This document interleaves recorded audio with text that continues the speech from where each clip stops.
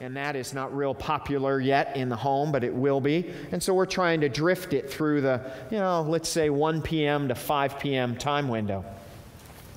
That simple project, not because it's so sophisticated, it's got, some batteries and a hookup to the power and an inverter to translate the power to the home. That simple project is in city-based bureaucracy for months trying to get past. Now, why? Not because anybody wants to do the wrong thing. It's because we don't quite understand how that technology integrates in, the impact. Who knows what a lithium battery will do when that house catches on fire. There's just all sorts of components. So the practical application of funding, which is wonderful because we need it, and technology is great, there is a very practical application when the rubber hits the road. And so we're hoping that we can continue to educate people in our industry as well as our customers to take some of those risks out front so we can learn from what we're doing and really gain some momentum on the upper side. So, Greg, back to you. Terrific, Greg. Thank you so much. Okay, so we're going to try to make up a little time. We'll probably carve about 5 minutes off of each panel, but we do have about 5 minutes left for questions. So please, while we have these fellas here with us, let's go ahead and take advantage of the opportunity and ask some questions. I think we've got one there in the aisle back there.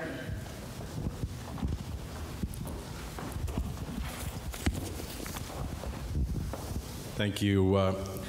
Steve, thanks so much for coming to all the panelists. Steve, a question for you, and much credit to the DOE and your team for getting behind clean tech and meeting the challenge to work on such an accelerated timeline in an environment of very high expectations.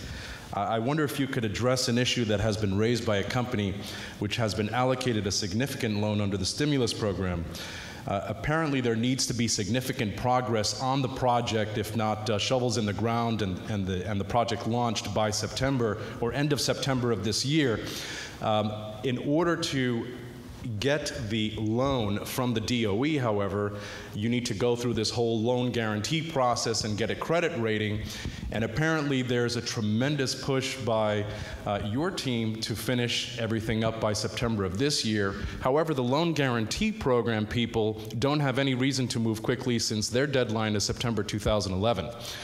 And so things are just kind of stuck because you can't get the loan guarantee to unfreeze the loan.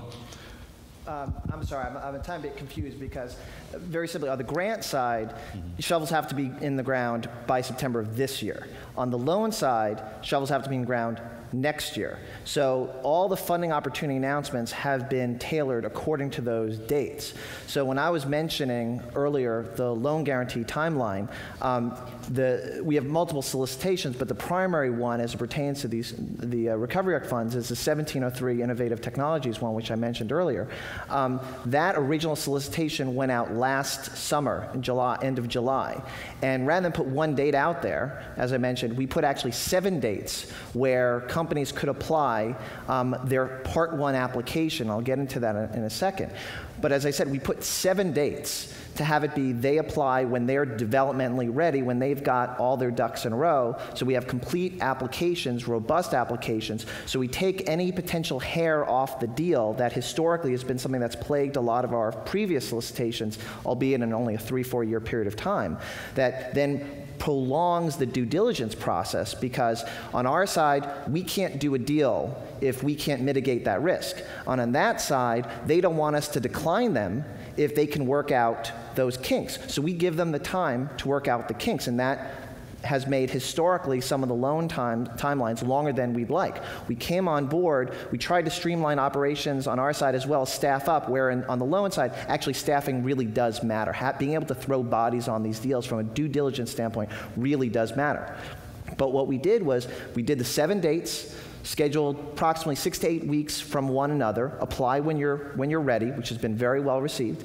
And then the other thing we did was we made it very, very equitable to companies of any size, of any type of background, to be able to apply and have it be least onerous to them. Mostly that we made it a 2-part application. It might sound like we made it double the work, but actually we streamlined it considerably because we made a very short, narrow Part 1 that focused nearly exclusively on eligibility and a financial sniff test. We don't want companies spending hundreds, thousands of hours and hundreds of thousands of dollars on something if they weren't developmentally ready, if they weren't eligible for it, et cetera. We could actually get that solved by a relatively short Part 1. But then once they get eligible, then 30 days later, we give them the thumbs up, go to town on the Part 2 application. And so all that's been timed so that the last gate is August 24th. For Part 1, you would submit the Part 2 within the next couple of months when you're ready for it, but then it works within our system to be able to go through the intake, go through due diligence, get the conditional commitment, get the close, and get shovels in the ground by September 30th of this year. So the last thing I will say is that timeline works as long as NEPA works for the applicant. So NEPA is sort of the long tent long pole in the tents here, where if you're a project that has very, very onerous, rigorous environmental impact components to it, yes, from a Recovery Act standpoint, you might have hit up against that date if you're an EIS. But if you're an EA, an environmental assessment, or certainly if you're a Cat X, a categorical exclusion, you certainly have more than enough time to be able to apply any time from now till August 24th if you're in innovative technologies. And what I said does not apply for the new manufacturing solicitation, which most of those will be Cat X's, at worst EAs, that'll be coming out soon. I hope that addresses the question that you had. Will you be hanging around for a couple of minutes afterwards? I don't want to bore the audience with it. Well, with that, we probably ought to wrap up this panel because we want to try to get back on schedule as best we can. Please, everyone join me in thanking the panelists for participating. Very quickly.